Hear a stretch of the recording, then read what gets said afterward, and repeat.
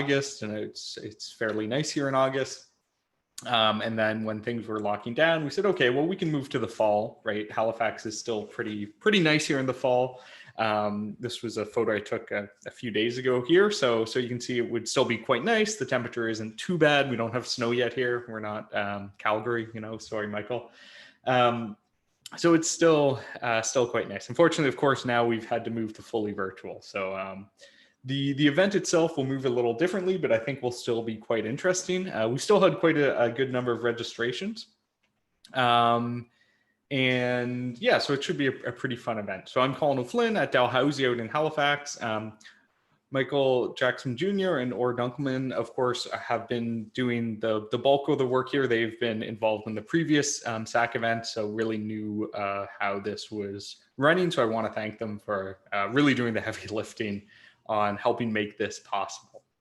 But we're really pleased to present this event to you. And of course, the program committee reviewed many of the papers that were sent to them, and it was done at reasonably fast notice with all the uncertainty. We had the dates sort of moving around, so it all happened quite quickly.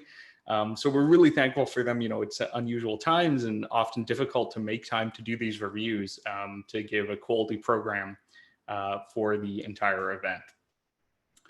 So the attendees stats, how many people registered? So I was always curious, how does it work when it moved to virtual? So we had 301 registered attendees here. A few notes on how did people respond to stuff. So what did SAC stand for? This was the anti-spam question you all should have seen. You'll notice selected areas in cryptography had 198. We had other responses. Hopefully someone's not here for the symposium on applied computing. Otherwise, they're going to be a little disappointed. But hey, yeah, I guess we didn't specify clearly enough. We also had some other silly ass questions, which I guess sounds like a C, so I'll give that to them. Where are you from? So University of Calgary by far was the winner in where they came from. So congrats, University of Calgary, for your free registration winning accounts here. University of Waterloo was second, and Radboud University was third, actually. So we got a European one, and there's a number with 4 people, so I don't show that statistic as well. Where are the actual people from? So Canada had the highest number at 61 registered. US was second at 29, and then Germany at 20. So we still had quite a few number of registrations from all over. Still some from people in less ideal time zones. So if people are online right now from India and China, thank you. I know the time zone shift here is a lot more substantial. We also had some alternate spellings of a few of those. So Canada, of course, we have a French area. So someone added a little accent here to give us our French Canadian. I'm not sure which ugly bit down south. I guess depending where you are, everyone who has a country south of them is probably going to claim it's that country. So I don't know what to classify that as.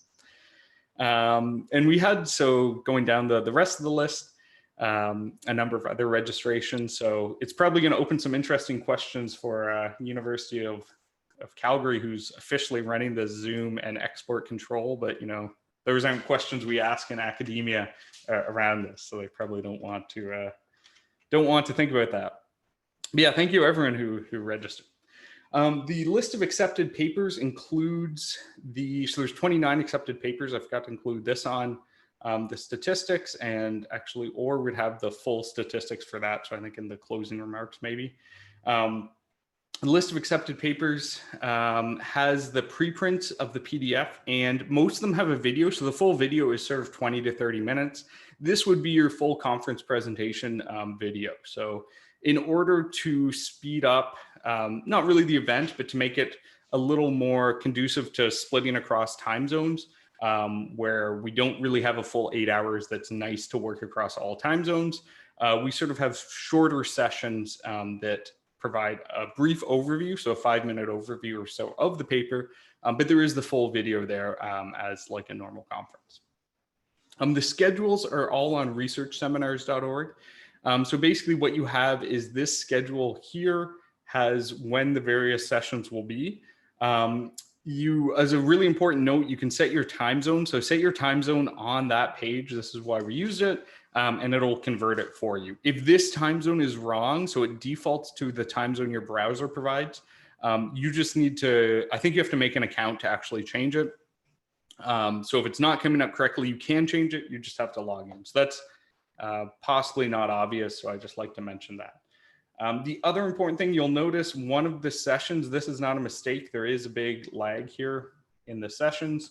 And this is because we basically have a session and there's an additional session right after this that will be a little more focused towards Asian Oceanic time zones.